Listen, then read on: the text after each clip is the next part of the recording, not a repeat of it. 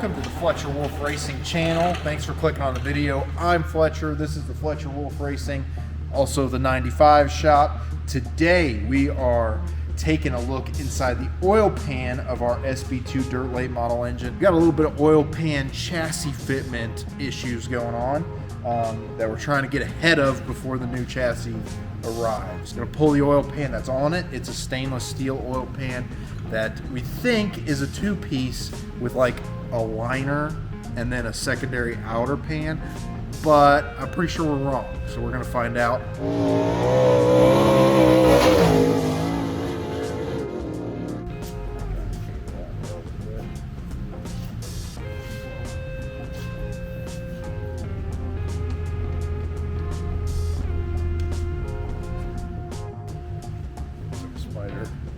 It's like an octopus, really. I hope a spider doesn't have that floppy long legs.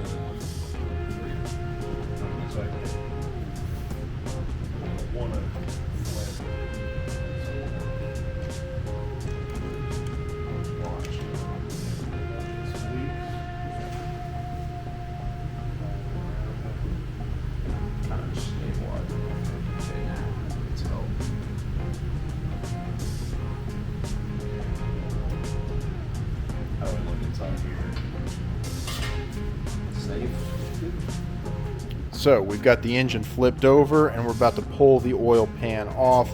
A little bit of residual oil on the bottom where it was sitting on the bench. So we'll get that cleaned up and then start pulling the pan.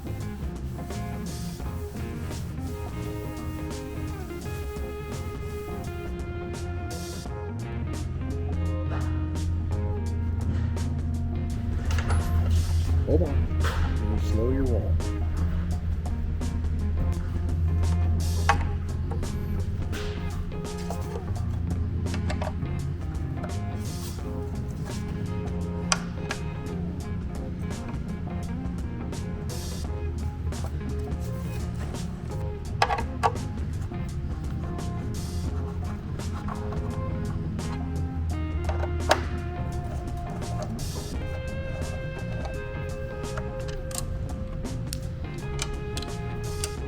So we're looking down in, so we've pulled these plugs out of the pan, and then there's fasteners buried inside here that we got to get to somehow, so he's looking for a way to do that.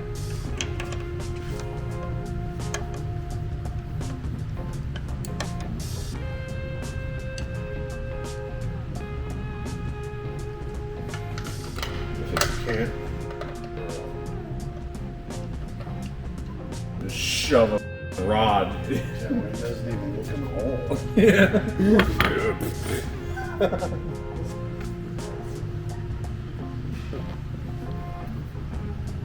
It's got some kind of glue or something on it.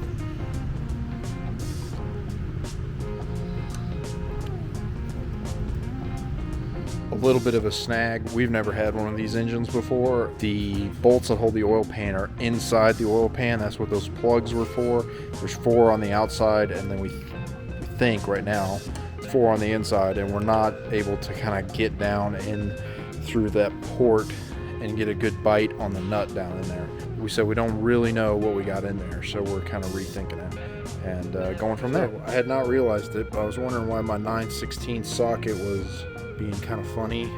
It is got a big crack in it, so cool. We've made some progress. We got one of the bolts out. And so we thought it was a stud with a nut. It's actually a bolt, and the head is a lot smaller than we thought, and it was kind of had enough silicone on it that we couldn't quite tell with the camera.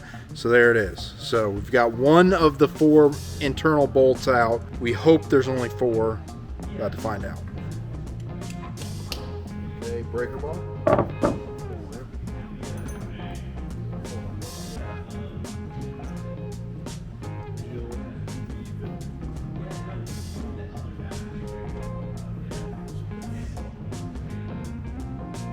So here's the bolts that came out of the internal pan. Out of those, there's the plugs. So you go in the plug, and then you can get to the head of this bolt, and then you can pull it off. So I marked them A, B, C, and D. You can see one of them is shorter than the others. Don't know why yet. Steve is getting ready to start getting under there and getting the silicone broken so we can pull the pan off. See, I don't use anything very heavy. It's really thin. It's not very strong. Get the stop a little bit there.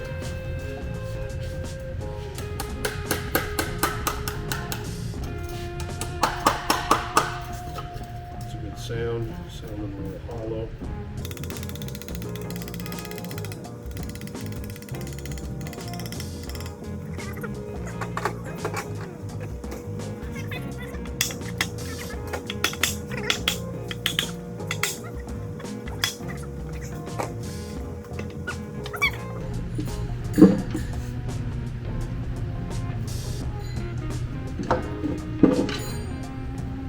Okay, so here we are looking at the bottom of the engine. The engine's still upside down here.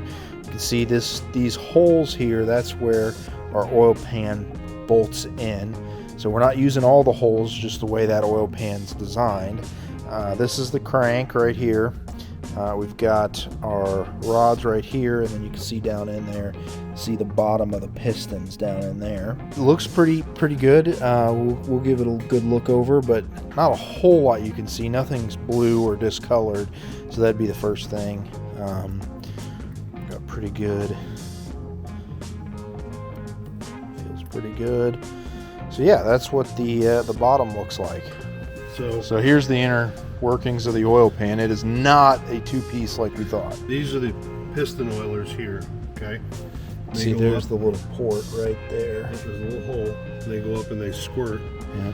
Oil comes in from an external port here that goes in. It's got a jet in it. Then it comes in the pan here to this union, which is tack welded in there. And then there's a hose comes up, feeds this rail. And then you have the same thing on the other side. You have a hose come over. This rail's bolted in. Yeah, exactly. Feeds this rail. And there's a bolt there and a bolt there on each one that gets up under here. And then here's your scavenges. This is your scavenge little box there, so it can't let the oil out. Scavenge box right there, so it doesn't allow it. And then this is where This will be the driver's right. Yep. So when it's in the car, it's going to be tilted like that, so it's captivating the oil in there, and then it draws it across the engine and out. So one of the things we want to do is to not draw it across the engine, but just kind of. there's another scavenge right here that we're not using. Yes. Did you know about that? Yeah, I knew it was plugged. I didn't know what it was. Okay. Oil pan's off. So what do you think about another pan? We got to figure that out. We probably have the option of even modifying this pan and taking this corner off, which is where the clearance issue is. The pan doesn't work because the clearance, the steering shaft comes down and it gets so close right here, it's in jeopardy of contact. The cars that this was designed to be in had a steering box, not a steering rack. So the steering box was over here, the shaft came down and it cleared it pretty easy. When you go to a rack like we have in the dirt car, the servo is over closer to the center of the car, so the rack gets tight right here.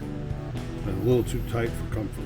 Would it be possible to cut this corner out of the pan and then weld it back up? Yes. And maybe just modify the pan? Mm-hmm. What are these? Those are just baffles. So it keeps the oil from sloshing front to back too much. Is there a reason that this one's a different shape than the other, or the center's cut out of that one? Not that I'm aware of, but I'd have to look and see. I don't know why they did that. This one's been modified because I can feel it's a rough edge.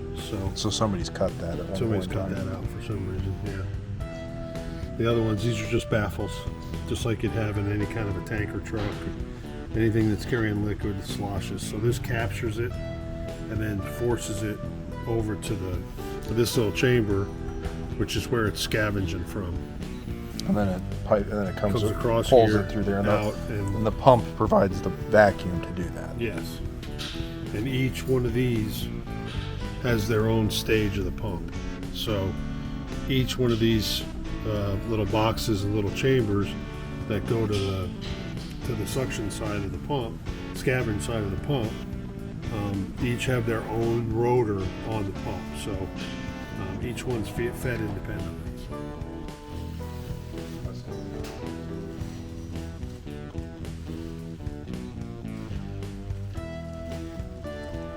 All right, so it's the next day. You can see the engine's still on the stand. We just put a bag over it so no dust or crud or anything can get into the bottom end of the engine. And today we're actually going to be putting the pan into an ultrasonic cleaner. It's a little bit grungy, so we're going to run it through the cleaner and see what it looks like, get a little bit of before and after, and kind of see how it comes out. So what we're going to do now is we're going to clean it out. We're going to take it to the ultrasonic. We're going to take these lines out, so because they'll in the cleaner they'll get full of stuff, and we don't want them in there. So we'll clean them separately. We'll put this in and we'll get it cleaned up, and then we'll look at how we're gonna modify the pan. Instead of maybe making a new pan, what we're going to do is we're going to modify it. The problem we have is, we mentioned yesterday, is the steering shaft here. So we're going to move this assembly over to this side of the pan, and then we can have freedom to modify this pan. We'll slice it and weld it back up and give ourselves the clearance that we're looking for. We had hoped to move the scavenge over to this side, but I don't think we will. It's a lot of work, and it's not necessary to do it. So that'll be our fix. Do you have to worry about that? I see you're mopping it out kind of. Do you have to worry about too much of that getting into the cleaner, into the machine? Yeah, it's just so that we don't, I mean, this is stuff we can get real easy. The machine, because it's going to be submerged in liquid, can get in all the little crevices and places that I can't get by hand. We've continued to strip parts off the laser here. As you can see, the rear end just came out just the other day. Video should be up on that by the time you're seeing this, so if you haven't seen that one, go check it out. The Chili Bowl's going on this week. Always a good time when the Chili Bowl's on the TV at the shop. Just playing reruns right now from yesterday. So we don't have an ultrasonic cleaner in our own shop, so we're heading over to Covert Performance Development, who is going to be doing the cleaning for us. We got some friends over there, so shout out to those guys for helping us out on this part. Oh, you mean from a width standpoint? Looks like it. Oh, it'll fit. It looks like it'll fit. I knew the length that wouldn't.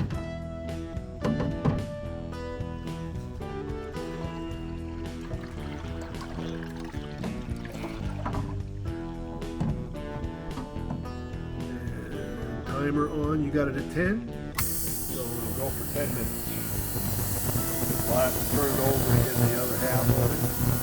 It's at 126 degrees.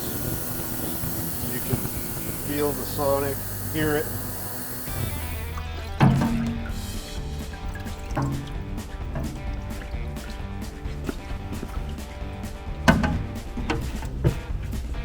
How's it looking there?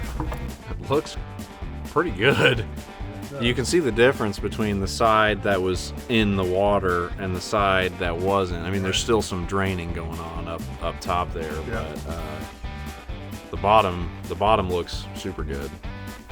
You've washed your labels for the bolts. Yeah, I figured that doesn't matter. You're washing those away. We know where the short one goes.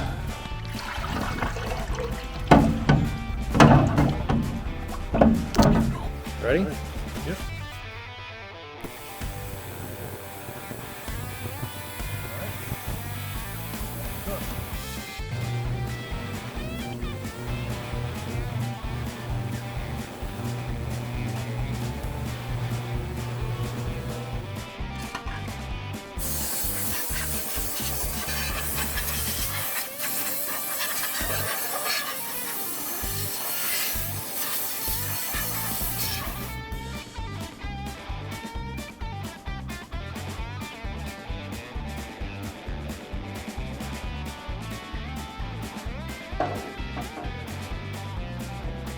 Got it all rinsed out and blown out with air. So now should be good to go, ready for modifications, obviously.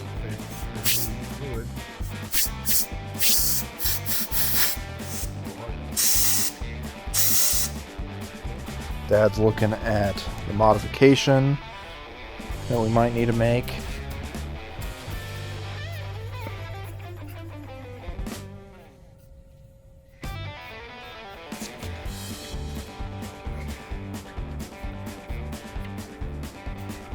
we'll just take out. Move it. Yeah, we might just replace this whole front section, because that's coming out for sure. Onward and upward. Thank you for watching today's video from the Fletcher Wolf Racing Shop. I hope you enjoyed taking a look inside the super late model motor and some of the inner workings that we got with our oil system and some of the challenges that we got from a fitment standpoint going forward. If you like our videos, make sure to like and subscribe. And If you're interested in seeing extra content, check out our Patreon page that's linked in the description.